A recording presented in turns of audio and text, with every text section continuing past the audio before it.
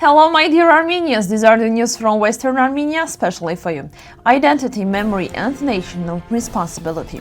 First time in Armenia, Ararat shines on the horizon. Germany's Tagesspiegel publishes in depth article. The journal Araxs and the promotion of Armenian fine art in the 19th century.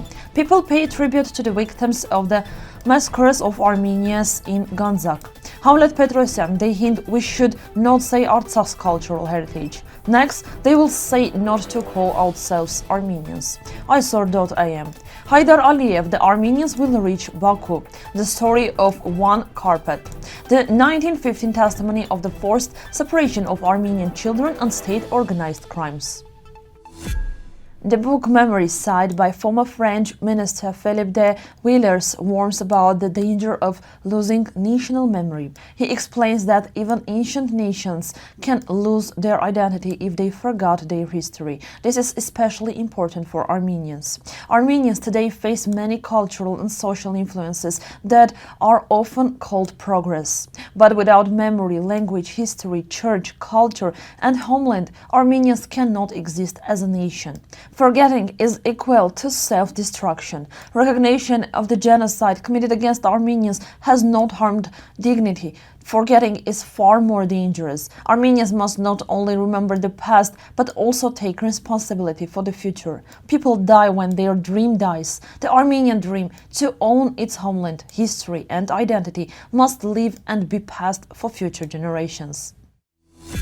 The German newspaper Tagesspiegel published a large article titled "First Time in Armenia. Ararat shines on the horizon." The article talks about Armenia's difficult history and fast-growing economy. The authors share their impressions of Yerevan and Gyumri, describe ancient monasteries, and write about Armenian winemaking traditions. The print version was published on November 15, and the online version reached millions of readers. A new monograph by art historian Ararat Agatangeghos studies Armenian fine art materials, published in the St. Petersburg journal Araxs between 1887 and 1898. The book shows the important role of Araxs in promoting Armenian art in the 19th century. The journal had a large circulation and was distributed in many cities with Armenian communities across the Russian Empire and abroad. The monograph presents Araxs as an important platform for Armenian cultural life. Fresh flowers are often seen at the genocide committed against Armenians memorial, especially in November and December. People come to honor the victims of the massacres of Armenians in Gandzak. After the Sumgait pogroms of February 1988, which were never legally commanded, hatred against Armenians increased in Azerbaijan. In November and December of the same year, Armenians in Kirovabad, Gandzak, were attacked, killed, and forced to flee, leading to the depopulation of Armenians from the region. Archaeologist Hamlet Petrosyan says that talks about peace are only superficial, while Azerbaijan's policy has not changed. He comments on events that distort history, including materials presenting Yerevan as Yerevan. According to him, Azerbaijan wants Armenians either not to exist or to exist without rights and identity. Armenian cultural heritage is deliberately destroyed or falsely claimed as non-Armenian. Petrosyan warns that there are hints not to use the word Artsakh when speaking about cultural heritage. He fears that next Armenians will be told not to call themselves Armenians, all in the name of global peace. He notes that Armenia's authorities have not officially demanded this. The memories of Iranian President Ali Akbar Hashemi Rafsanjani reveal important details about the First Azerbaijan-Artsakh War. In 1993, Azerbaijani leaders told Iran that without Iranian help they could not defend themselves and feared that Armenian forces would reach Baku. These statements show that Azerbaijani leadership was in panic due to successful Armenian military actions. This proves that claims saying Armenians could not reach Baku are false.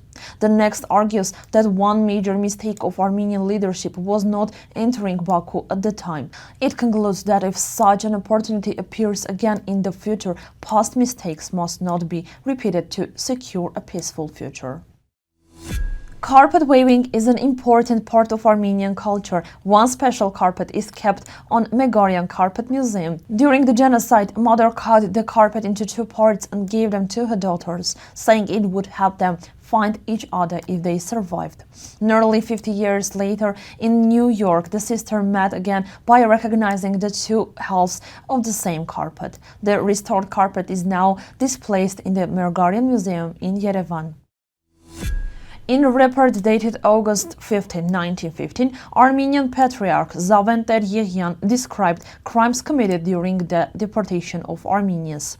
Armenian women and children were stopped in front of government buildings, where children were forcibly taken from their mothers. Boys and girls were separated, and women were forced to continue their journey without their children. Muslims were invited to choose children. This testimony proves that the violence against Armenians was systematic, state-organized, and aimed to the physical and spiritual destruction of the Armenian people.